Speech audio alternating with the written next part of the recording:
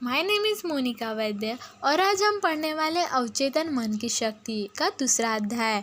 Doctor Joseph ने बताया कि आपका मस्तिष्क कैसे काम करता है। आपका मस्तिष्क आपकी सबसे कीमती संपत्ति है। यह हमेशा आपके साथ है, लेकिन इसकी सबसे अद्भुत शक्तियाँ आपको तभी मिल पाएंगी जब आप इसका उपयोग करना सीख लेंगे। जैसा हम देख चुके, आपका मस्तिष्क के दो स्तर है, चेतन और अवचेतन। आप अपने चेतन मन से विचार करते हैं, आपके आदतन विचार आपके अवचेतन मन में उतर जाते हैं, जो आपके विचारों की प्रकृति के अनुरूप परिस्थितियों में बनता है। आपका अवचेतन मन आपकी भावनाओं का स्थान है। यह रचनात्मक है। अगर आप अच्छा सोचते हैं तो आपको अच्छे परिणाम मिलेंगे, अगर आप बुरा सोचते हैं तो आपको बुरे परिणाम मिलेंगे। आपका मस्तिष्क इसी तरह काम करता है। याद रखने वाली सबसे महत्वपूर्ण बात यह है, जब अवचेतन मन किसी विचार को स्वीकार कर लेता है तो यह उस काम करने के लिए आश्चर्यजनक और सूक्ष्म सत्य यह है कि अवचेतन मन के नियम अच्छे तथा बुरे दोनों की तरह विचार पर समान रूप से काम करता है।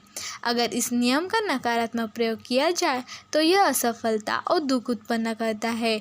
दूसरी तरफ आपकी आदतन सोच सद्भावना और सृजनात्मक है तो आपको आदर्श से सफलता और समृद्धि मिलती है।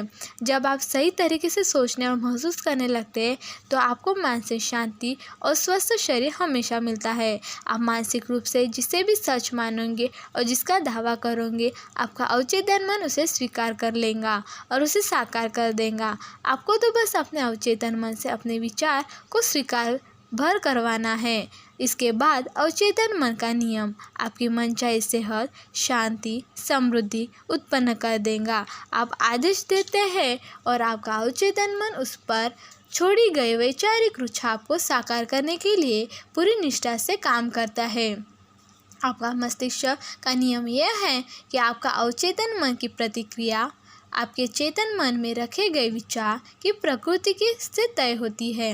मनोवैज्ञानिक और मनोविश्लेषक बताते हैं कि जब विचार आपके अवचेतन मन से पहुंच जाते हैं तो मस्तिष्क की कोशिकाओं में उनकी छाप बन जाती है।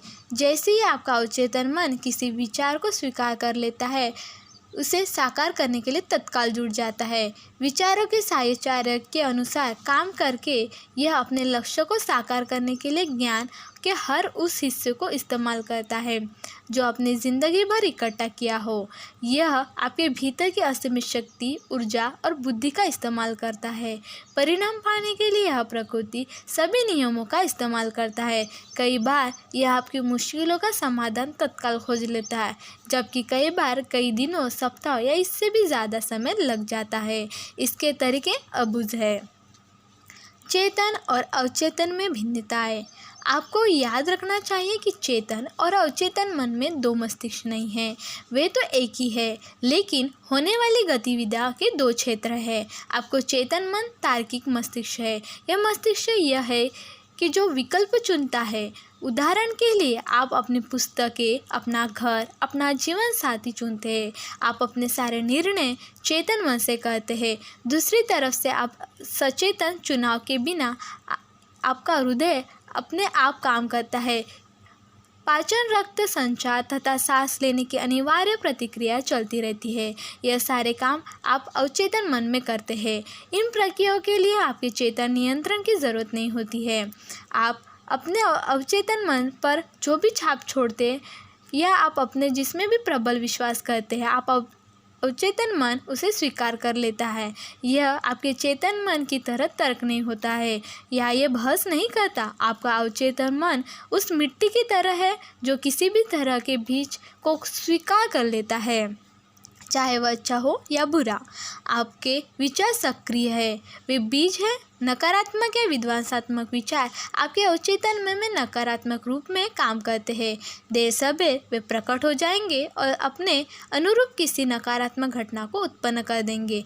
याद रखें, आपका अवचेतन मन यह साबित करने के लिए कोई कोशिश नहीं करता है आपके विचार अच्छे हो या बुरे, सही या गलत। यह तो आपके विचारों का सुझाव की प्रकृति के अनुरूप प्रतिक्रिया करता है। उदाहरण के लिए, अगर आप किसी छोटी चीज़ को भी चेतन रूप से सच मान ले तो आपका अवचेतन मन इसे सच मान लेगा और उसके अनुरूप परिणाम देने के लगेगा, क्योंकि आपने चेतन रूप से इसे सच मान लिया है। मनोवैज्ञानिक के प्रयोग। मनोवैज्ञानिक और अन्य शोधकर्ताओं ने बहुत से सम्मोहित लोगों को प्रयोग के लिए है। उनके शोध यह स्पष्ट हो जाता है कि अवचेतन मन कोई चयन या तुलना नहीं करता जो तार्किक प्रक्रिया के लिए ज़रूरी है। आपका अवचेतन मन किसी भी सुझाव को स्वीकार कर देगा, भले ही वह सरासर झूठ हो, और सुझाव मानने के बाद यह उसकी प्रकृति के अनुसार प्रतिक्रिया करेगा। आपका अवचेतन मन कितना सुझावशील है, यह समझने के लिए एक उदाहरण देंगे। अगर कोई सम्मोहन विशेषज्ञ किसी को यह सुझाव दे कि वह नेपोलियन बोनापार्ट के है या कुत्ता या बिल्ली है, तो वह व्यक्ति पूरी सटीकता से उस भूमिका को निभाने लगेगा। कुछ समय के लिए उसका पूरा व्यक्तित्व बदल जाएगा। वह व्यक्ति खुद को वही मान लेगा जिसका सुझाव सम्मोहन विशेषज्ञ ने दिया है। निपुण सम्मोहन विशेषज्ञ की अवस्था में अपने किसी विद्यार्थी को यह सुझाव दे सकता है कि वह अपनी पीठ खुजाए, दूसरे को यह सुझाव दे सकता है कि वह उसकी नाक से खून बह रहा है, तीसरे को वह सुझाव दे सकता है कि वह संगमरमर की मूर्ति के, तथा चौथे की यह सुझाव दे सकता है कि तापमान 0 से कम है और वह बर्फ की तरफ जमा हो गया है। हर विद्यार्थी उस दिए गए विशिष्ट सुझाव के अनुरूप काम करेगा। वह उन सभी परिस्थितियों को नज़रअंदाज कर देगा होगा जो उस सम्मोहन के सुझाव के अनुरूप ने हो।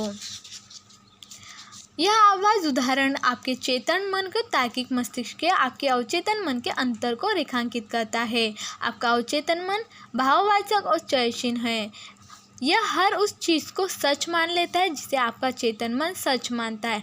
इसलिए महत्वपूर्ण यह है कि आप ऐसे विचार और आधार वाक्य चुनें और आपको सुख पहुंचाए, आपका उपचार करें और आपकी आत्मा को खुशी से भर दे। धन्यवाद सुनने के लिए।